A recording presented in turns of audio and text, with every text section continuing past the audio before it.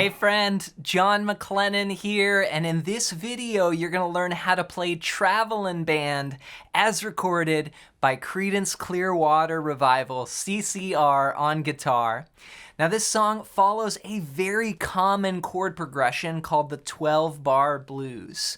We're going to be in the key of G flat for this song. I'm going to break it down for you step by step. But real quick, before we dive in, if you're new to the channel, I want to put something in your hand right away and hook you up. I put together this awesome fretboard guide that's going to show you the 5 chords and scales that I use to map out the entire fretboard. And you can get it completely for free at the first link down below, or you can go to johnmclennan.com/fretboard guide. It's just a 1-page PDF, and it's one of the most useful things I've ever put together for guitar instruction and just being able to learn the neck.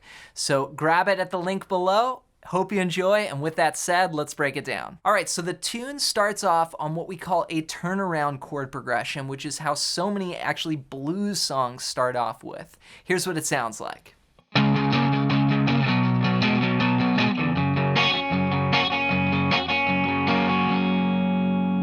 All right, so we're in the key of G flat, which is a cool key for guitar, but it does mean that we have to play some more bar chords and some sort of movable shapes. So the first thing we're gonna do is go up to the 9th fret here on the low E string, and then the 11th fret on the 5th string. So we've got those 2 notes. Now that's called a power chord, and what we're gonna do is play that twice, and then we're gonna reach up with our pinky and just do 1 strum where the pinky goes down on the 13th fret here of the 5th string. And then we'll come back, we'll take that pinky off. So the pinky is just gonna kind of touch down and then come back for 1 strum. If I just stayed there on this groove, that's what it's doing. Now my strum hand is going back and forth, 1 and 2 and 3 and 4. Okay, now after beat 4, we're gonna jump down 2 frets to the chord B. So I've got that same shape, I just shifted it down 2 frets. So we're gonna go. Okay, so 1 and 2 and 3 and 4 and. It's a little bit of what we call a syncopation, where the chords don't just change right on the beat, they change on the off beat. So 1 and 2 and 3 and 4 and. Then we're gonna go 1 and 2 and 3 and 4 and we'll stay a full measure there on that B chord. Now I'm gonna do that same move where my pinky goes down. So from there, I go down to a bar chord here on the 2nd fret. It's just my typical kind of E-shape bar chord, but on the 2nd fret. So 2, 4, 4, 3, 2, 2. Now when I get down to this chord, you have a couple options here. You could do that same kind of blues figure there, but it is a bit of a stretch, right? Going from that 4th fret up to the 6th fret. So if that's too hard, you can just stay, and you hear this on the recording, there is just a basic major chord just kind of not doing the, you know, boogie woogie or shuffle pattern there. So it's just staying on the chord. Now here when you strum this chord, you can just go. So this is just an 8th note strum pattern, 1 and 2 and 3 and 4 and, but on 2 and 4, I'm adding kind of like this percussive. It almost creates like a backbeat, like a snare drum. So that's our intro. We're gonna stay on that G flat for 2 bars. Here's what it sounds like when you put it all together.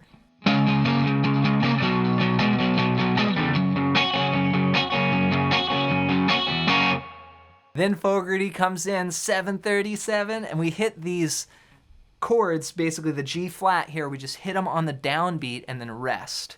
1, 2, 3, 4, 2, 2, 3, 4, 3, 2, 3, 4, 4, 2, 3, 4. So 4 times there. Then we go up to the B chord and play.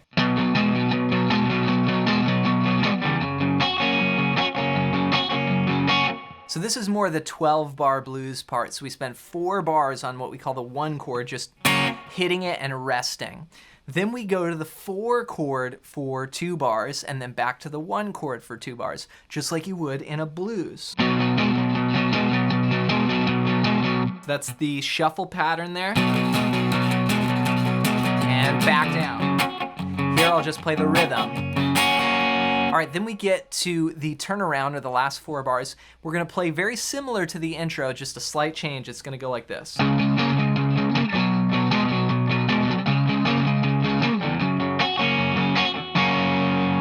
right, so what I did here was the intro, so starting up on the 9th fret, D flat, you know, syncopate, going to that B chord. But instead of going down to G flat like we did at the intro, we're gonna go back up to D flat on the beat, and this is where he sings, playing in a traveling band, and then on band, you go back to G flat, the 1 chord. So it's a bar of D flat, basically a bar of B, then another bar of D flat, then a final bar of G flat for the last 4 bars. But we have the syncopation in there, so it's gonna sound like this.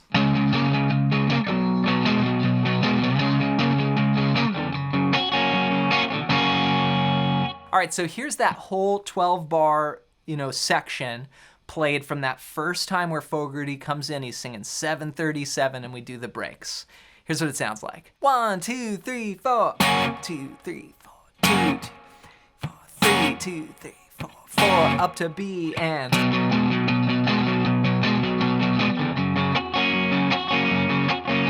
Final part.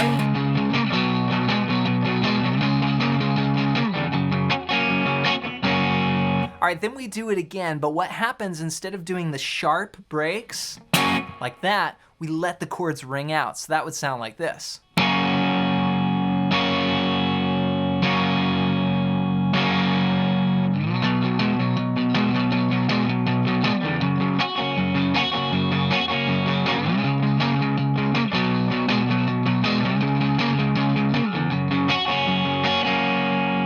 All right, there's one last part we need to learn, and this is the instrumental section. It's gonna start on the B chord. Here's what it sounds like. 1, 2, 3, 4.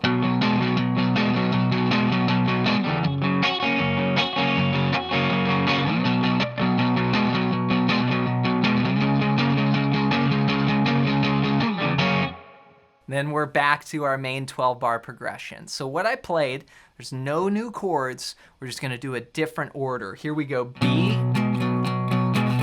for 2 bars, then G flat for 2 bars.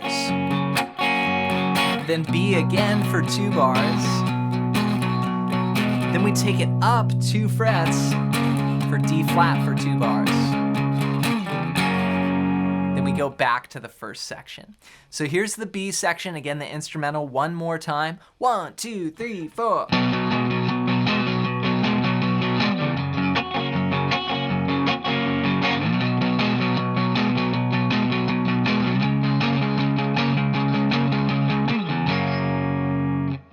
All right, the last part would be the ending, and this is how it ends. We're gonna play this.